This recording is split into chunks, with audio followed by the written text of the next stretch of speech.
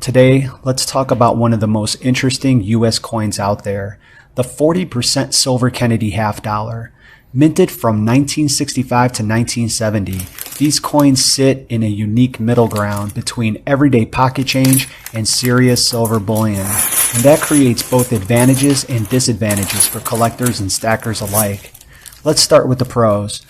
One of the biggest advantages of 40% Kennedy halves is affordability. Compared to 90% silver coins, like pre-1965 halves, quarters, and dimes, 40% Kennedys usually trade at a lower premium over spot price. That makes them a more accessible entry point for people just getting into silver stacking or coin collecting. Another major pro is recognizability. The Kennedy half dollar is one of the most iconic US coins ever made. Even people who know nothing about silver instantly recognize it, which can make selling or trading them easier than obscure bullion products. There's also historical significance. These coins were minted shortly after the ending of President John F. Kennedy, during a period when the US was transitioning away from silver coinage. That gives them a strong historical narrative, which adds to their appeal beyond just metal content. From a stacking perspective, 40% halves are also harder to counterfeit than generic silver rounds.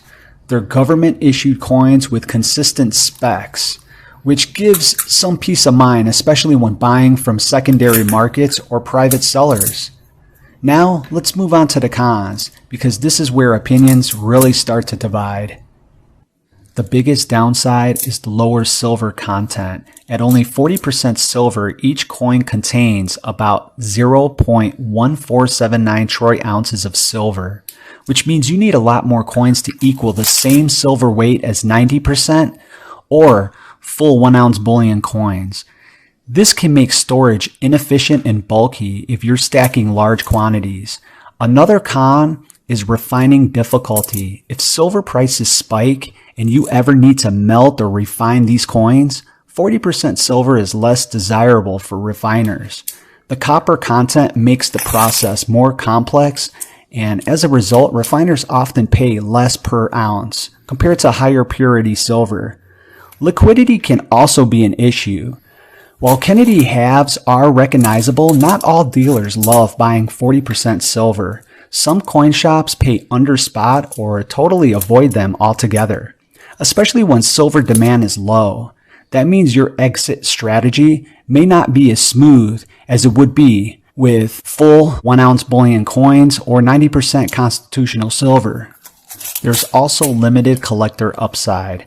With the exception of a few mint sets and higher grade proofs, most 40% Kennedy halves don't command strong numismatic premiums.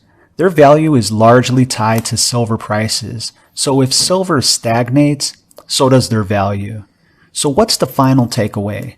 40% silver Kennedy half dollars are a solid budget-friendly silver option, especially for beginners or people who enjoy stacking US coinage with historical value.